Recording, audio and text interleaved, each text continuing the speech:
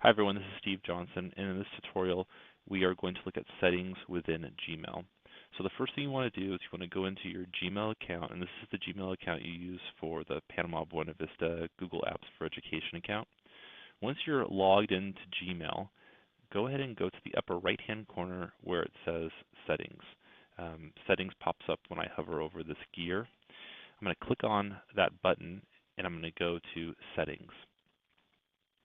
Now you can see that going across the top of the screen right now, there are various choices you can choose from. The first one that's highlighted is General. Now, in general, there's a lot of different options.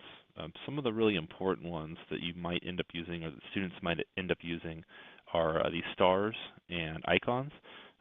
When you have a message that's important, you can mark it with either a different colored star or an icon, and you can move these out of use if you'd like to.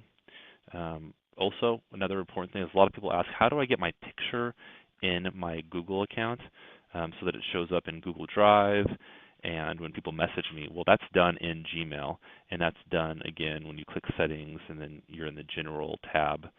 You can upload pictures and make it so that your picture is visible to everyone or visible only to people that you chat with. This is also where you would put a signature at the bottom with your name and title. Also, the vacation responders here. So if you're going to be out for a certain amount of days, or a student is, and a student wants to do this too, that's totally fine. You can put on a vacation responder and give the dates that the person that you or the student will be gone. Okay, now going across, labels. Labels are kind of like folders in a way. They're not folders, but the way that Google has set up Gmail is you can put labels on messages. And so on the left right here, these are a whole bunch of labels that I've created. And if you ever want to edit those labels, then you do that by clicking on Settings and then clicking on the Labels tab at the top right here. You can edit, remove labels. You can hide the label if you want. So there's a lot of options there, and the reason that Google uses labels and not folders is so you can put multiple labels on a message, and it's not just stuck in one folder. So even though labels act kind of like folders, you can label a message many different times. Going across the top, there's some information about the inbox. You can change account settings here as well, or add another email address that you own when you click on accounts. Filters are actually really important. Filters are something that can be very, very helpful. Now, a filter takes an email message that comes into this account, into your Gmail account, and it puts it in a certain place, like in a certain label. That way, it cleans up your inbox so that, if you're getting, let's say, 10 or 20 messages from one person, you can have all of those messages go to a certain label, and then you can just check that label later. So for example, right here I have one filter that I use for this account, this Gmail account that I have. And what it does is any message I get that says in the subject line, check objectionable content, that will put the message, that my filter will put the message in the check objectionable content label automatically without me even doing anything. That means that when I log into my Gmail account, my inbox isn't inundated with a whole bunch of messages about checking objectionable content. Now, the way that you add a filter is when you click on filters right here, you just click on create a new filter. You fill out maybe who it's from. Whenever you get an email from a specific person, like in this case, every time I get an email from Brad Grumbles, I could have it be filtered to a certain place, let's say.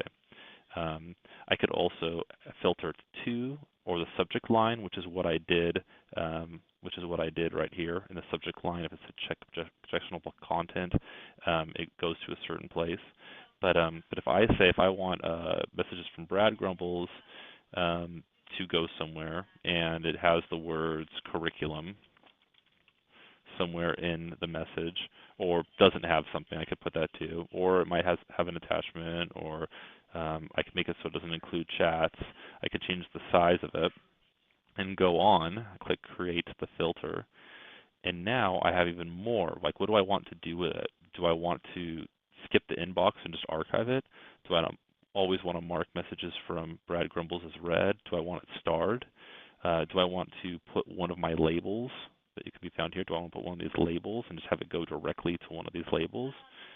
Do I want to forward it, delete it, never send it to spam? Do I want to send a canned response back? Like whenever he emails me, he gets a certain response.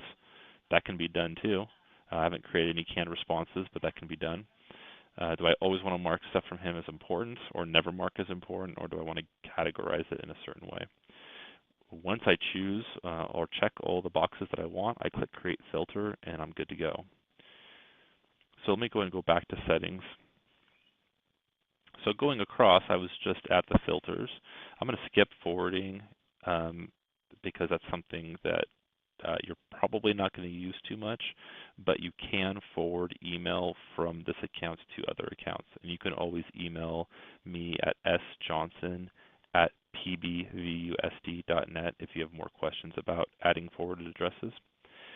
Chat, if you want to be able to chat with people, and this is the little chat feature over here that I have. Chatting is something you can turn on or off, and there's a lot of other settings that you can put whatever you want. Labs, now going across at Labs. Labs is interesting. Labs is what Google has that there are different options that people can use that are actually just being practiced right now or being kind of thrown around in the Google offices. So like right now, canned responses are something you can enable or disable, and you can have those responses sent back to people.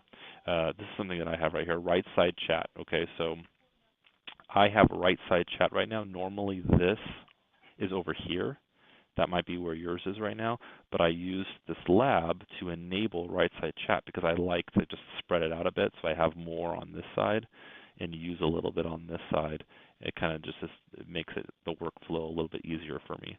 Now the thing with labs is that they aren't permanent features within Gmail, which means that if Google makes the decision that they don't want to support a lab anymore, they can yank it out of Gmail and it would not be there anymore. So for example, if Google said, you know what, we don't really like the lab of right side chat, I could log, and they take it out, I could log into my account someday and the chat is no longer on the right side, it'll be back on the left side, and that's just the way it'll be.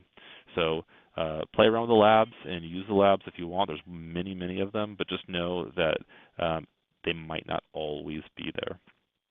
I'm going to skip offline and go straight to themes.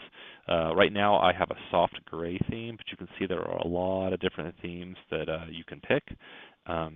And there are custom themes and classic themes as well if you scroll down.